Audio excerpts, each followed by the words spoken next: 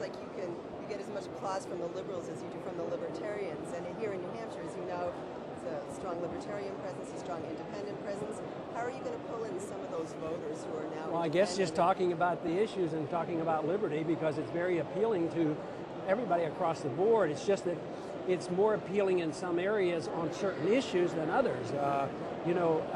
Good conservatives, this philosophy is very appealing when it comes to the marketplace. And good liberals understand civil liberties, and they detest, which a growing number of people are growing to detest the war. So I think it's a perfect way to bring people together. And it's very simple. It's not controversial, because all I say is I can defend all my positions by looking at the Constitution.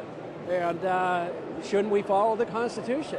So that's why I think it's very appealing. Congressman Paul, the huge trade deficit with China that keeps ballooning, if you were nominated or elected president, what might be something that we could do initially to address this growing, tremendous trade deficit that China reaps the benefits from to build its military? Well, the first thing, see, we need to borrow the money from them, and that's why we spend the money over there, and we live beyond our means. So you have to change monetary policy.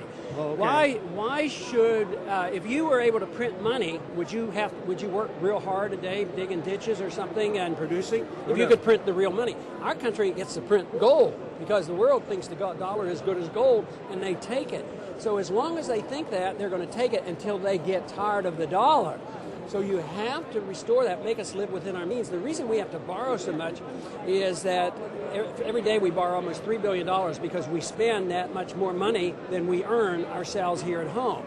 And if you or I did that, our bankers wouldn't like that. They'd loan us the money for a while. But so far, so good. We have been borrowing tremendous amount, tens of billions. Every day we borrow how much? It's between $2.5 to $3 billion a day, depending on the day. We couldn't even fight the war without China. Can you go back on the gold standard? I wouldn't exactly go back on the gold standard, but I would legalize the Constitution where gold and silver should and could be legal tender, which would restrain the federal government from spending and then turning that over to the Federal Reserve and letting the Federal Reserve print the money. So you'd amend the Constitution to allow? No, I'd just legalize the Constitution. You just bring it back in the vote. But there were some shortcomings of the gold standard of the 19th century because it was linked to silver. It was a fixed price, and that caused confusion. So there's a better gold standard. I'd rather say go forward to a gold standard. The main thing is getting rid of paper money.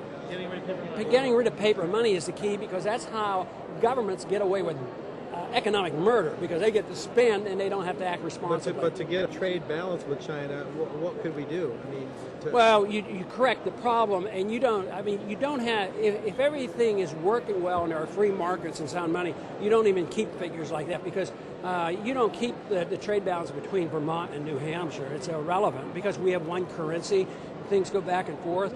But that's within the nation, not between Well, nations. I know, but it would work that same way internationally if you had one single currency that was not fiat. If you had a gold currency, these statistics would be irrelevant because if you were running out of gold, you couldn't buy anymore. So the balance would be you have to wait until they buy something from us. Then the gold comes back in. So before, it was automatic balance, but it doesn't do that if you can print money and they take it.